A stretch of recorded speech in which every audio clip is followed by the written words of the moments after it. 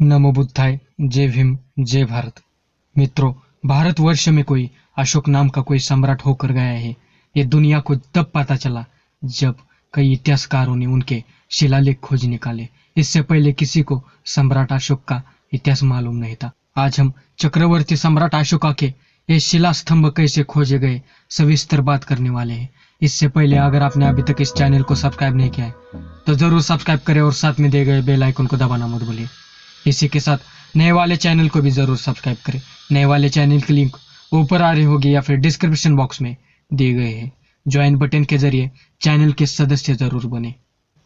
धम्म की पवित्रता को बनाए रखने के लिए लोगों के साथ उचित और धार्मिक व्यवहार किया जाता है या नहीं, और समग्र रूप से लोगों के धार्मिक व्यवहार की निगरानी के लिए सम्राट अशोका ने धम्म महामात्र नामक एक उच्च अधिकारी नियुक्त किया था। सम्राट अशोका के प्रयासों के कारण धम्म की ज्वाला को महाराष्ट्र में भी प्रज्वलित किया गया था।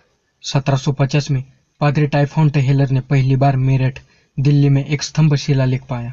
उस स्तंभ शिलालेख के ऊपर की वो लिपि और भाषा नहीं जानते थे, इस वजह से उन्होंने उसकी नोंद करके रखी। 1785 में हेरिंगटन ने बार बार और नागार्जुनी में गुफाओं का दौरा किया और ये गुफाएं इतिहास में पहली बार दर्ज की गई। वहां का शिलालेख भी दर्ज किया गया। इस दौरान कैप्टन पोलियर ने दिल्ली टोपरा में स्तंभ की खोज की, इसकी और तस्वीर खींची और इसे विलियम जोन्स को भेजा। जोन्स ने इस स्तंभ को 1801 में एशियाटिक रिसर्च में प्रकाशित किया। इलाहाबाद कोसम के कैप्टन जेम्स होरे द्वारा खोजे गए एक स्तंभ के साथ और सभी विद्वानों से इसका अर्थ जानने की अपील की। 1822 में मेजर जेम्स टॉड ने गिरनार शिलालेख की खोज की। उसी समय इलाहाबाद में एक टेनरी अधिकारी जेम्स प्रिंसेप इन सभी स्तंभों और शिलालेखों की लिपि को समझने के लिए संघर्ष कर रहे थे। 1834 में बंगाल एशियाटिक सोसाइटी के जनरल में लेफ्टिनेंट बर्ड द्वारा इलाहाबाद स्तंभ का एक चित्रण और प्रिंसेप द्वारा खोजे गए कुछ शिलालेखों के पत्रों को प्रकाशित किया गया। 1835 में कैप्टन लांग ने कपड़े पर गिरनार का शिलालेख लिखा और उसे मुंबई के डॉक्टर विल्सन को भेजा। डॉक्टर विल्सन ने इसे अनुवाद के लिए प्रिंसेप को भेजा। 1836 के उत्तरार्ध में महाराजा रणजीत सिंह के दरबार में फ्रेंच अधिकारी कोर्ट ने शाहबाजगढ़ी में शिलालेख खोजा और इसे प्रिंसेप को भेज दिया। स्तंभ लेख और शिलालेखों की आकृतियों और प्रतीकों को देखकर प्रिंसेप ने यह लिपि खोजने का ध्यास लिया था। दिन और रात में 6 महीने तक जेम्स प्रिंसेप ने अशोक के शिलालेखों की लिपि पढ़ने के लिए अथक प्रयास किया। 1837 में दिल्ली टोपरा में अशोक के स्तंभ का पहला वाचन जेम्स प्रिंसेप ने कर ही दिया था और उसे प्रकाशित किया। इसके तुरंत बाद उन्होंने लौरिया, आरिया और लोरिया चंदनगढ़ के स्तंभ लेख पढ़े। मेजर पेव ने दिल्ली मेरठ में स्तंभ की एक पूरी दृश्यप्रत बनाई जो प्रिंसेप द्वारा प्रकाशित की गई थी। उसी वर्ष के आखिर में लेफ्टिनेंट किटोय ने धौली में अशोक के एक महत्वपूर्ण शिलालेख की खोज की। इस शिलालेख की खोज करते समय उनकी जान पर बुरी तरह से बीती थी। वास्तव में लेफ्टिनेंट किटोय 1936 में धौली गए थे, लेकिन शिलालेख के नीचे ही एक मादा भालू अपने 2 बछड़ों के साथ रह रही थी। जैसे ही उस भालू ने किटोय को देखा, भालू ने उन पर हमला कर दिया और मजबूरी में किटोय को उस पर गोली चढ़ानी पड़ी। लेकिन जब वे 1837 में शिलालेख को खोजने के लिए वापस आए तो उन्होंने 2 बछड़ों को देखा जो बड़े हो गए थे। उन्हें दूर भगाने के बाद किटोय चट्टान पर चढ़ गए, शिलालेख पर लिखी सभी पुरातन जानकारी लिख ली और उसे प्रिंसेप को भेज दिया गया। 1838 में प्रिंसेप ने गिरनार और धौली में शिलालेखों का तुलनात्मक अध्ययन किया और इसे प्रकाशित किया। 1839 में शाली रॉबिन्स ने शाह कबीरा उद्दीन की मदद से सासाराम बिहार के यहाँ के एक शिलालेख को लिख कर लिया। सबसे महत्वपूर्ण बात तो यह है कि यूरोपियन अभ्यासक नोरिस ने अध्ययन कर खरोष्टी लिपि में से देवनपिया से यह शब्द खोज लिया।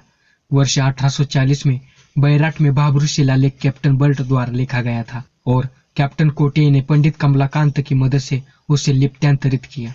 जेम्स प्रिंसेप को यकीन था कि ये सभी शिलालेख सम्राट अशोक नाम के एक सम्राट द्वारा लिखे गए हैं, लेकिन कोई भी ठोस प्रमाण नहीं मिल सका क्योंकि इस शिलालेख में कोई भी नाम नहीं था। प्रिंसेप ने शिलालेख लिपि का नाम अशोकन स्क्रिप्ट रखा। उसी वर्ष अपने काम के तनाव के कारण प्रिंसेप का 40 वर्ष की आयु में निधन हो गया। हालांकि अशोक के शिलालेखों की खोज और अनुवाद बंद नहीं हुआ। कई चिकित्सकों ने प्रिंसेप द्वारा विकसित वर्णमाला की मदद से काम आगे शुरू रखा। 1850 में सर वाल्टर एलियट ने ओडिशा की जौगाड़ा में अशोक शिलालेख की खोज की और इसकी एक दृश्य प्रति बनाई। अपने अध्ययन में उन्होंने साबित किया कि यह शिलालेख शाहबाज गढ़ी, गिरनार और धौली के समान है। 1860 में फॉरेस्ट ने देहरादून के कालसी में एक शिलालेख की खोज की। इस शिलालेख के पत्थर को पूरा शैवाल चढ़ गया था। 1870 में कर्नल एलिस ने मध्य प्रदेश के रूपनाथ में एक शिलालेख की खोज की। 1872 में कार्ला इल ने राजस्थान के बैराट में एक छोटा शिलालेख और बिहार के रामपुरवा में एक स्तंभ की खोज की। 1879 में सर अलेक्जेंडर कनिंघम ने सम्राट अशोक के खोजे गए सभी शिलालेखों और स्तंभों की लिपियों और अनुवादों को संकलित किया और उन्हें कॉर्पस इंस्क्रिप्टिनम इंडिकारम के पहले भाग में प्रकाशित किया। यह जेम्स प्रिंसेप द्वारा की गई कल्पना थी और कनिंघम ने पहला खंड प्रकाशित किया था, जिसमें सुझाव दिया गया था कि अधिक शिलालेख पाए जा सकते हैं। बाद के पाए जाने वाले शिलालेख दूसरे खंड में प्रकाशित किए जाएंगे, ऐसे कनिंघम ने कहा। 1882 में डॉक्टर भगवान लाल इंद्र जी को मुंबई के पास सोपारा में शिलालेख मिला। 1889 में कैप्टन लेह को पाकिस्तान के मनसेरा में अशोक का एक शिलालेख मिला। 1891 में लुइस राइस ने मैसूर में 3 शिलालेखों की खोज की। 1895 में फ्यूरर ने नेपाल में निगाली सागर के एक स्तंभ की खोज की और 1896 में उन्होंने रुमिनदाई में एक स्तंभ की खोज की। 1905 में ओर्टेल ने सारनाथ में एक स्तंभ की खोज की। 1915 में कर्नाटक के जिला रायचूर मस्की यहाँ के सोने के खदान के मैनेजर को अपने घर जाते समय उन्हें अचानक से एक शिलालेख मिला। यह शिलालेख बहुत महत्वपूर्ण हो गया। इससे पहले यह ज्ञात नहीं था कि यह शिलालेख किस राजा ने लिखा है, लेकिन पहली बार मुस्की के शिलालेख में यह पाया गया कि देवनाम पियादासी राजानो अशोक लिखा गया था। तब पहली बार पता चला कि यह सभी स्तंभलेख महान चक्रवर्ती सम्राट अशोका ने लिखे हैं। यह जानकारी पहली बार दुनिया को पता चली है। शोधकर्ताओं को इस महान सम्राट के विचारों के बारे में पता चला और उन्होंने लिखे नैतिक शिक्षाओं ने भारत के अलावा अन्य देशों को कैसे प्रभावित किया है, ये भी पता चला। जेम्स प्रिंसेप की शोध ने यह साबित कर दिया कि सम्राट अशोक इस देश पर एक महान राजा बने थे। कई शोधकर्ताओं और विद्वानों ने इन सभी शिलालेखों को लिप्यांतरित और अनुवादित करने का काम के लिए खुद को समर्पित किया है। Franke, Smith, Fleet, Michelson, Luders, Thomas, Hultzsch, Bhandarkar, Jayaswal, Barua और वुलर ने अशोक के शिलालेखों पर बहुत काम किया। 1925 में हल्स ने शिलालेख के दूसरे भाग को कॉर्पस में प्रकाशित किया। सम्राट अशोक के शिलालेखों को खोजने के लिए 270 वर्षों की यह अथक मेहनत बहुत महत्वपूर्ण थी और भारत के इतिहास को एक महत्वपूर्ण मोड़ दिया। महान चक्रवर्ती सम्राट अशोक के शिलालेखों को खोजने के लिए मेहनत लेने वाले, अपना पूरा जीवन झोंक देने वाले सभी शोधकर्ताओं को मनपूर्वक श्रद्धांजलि।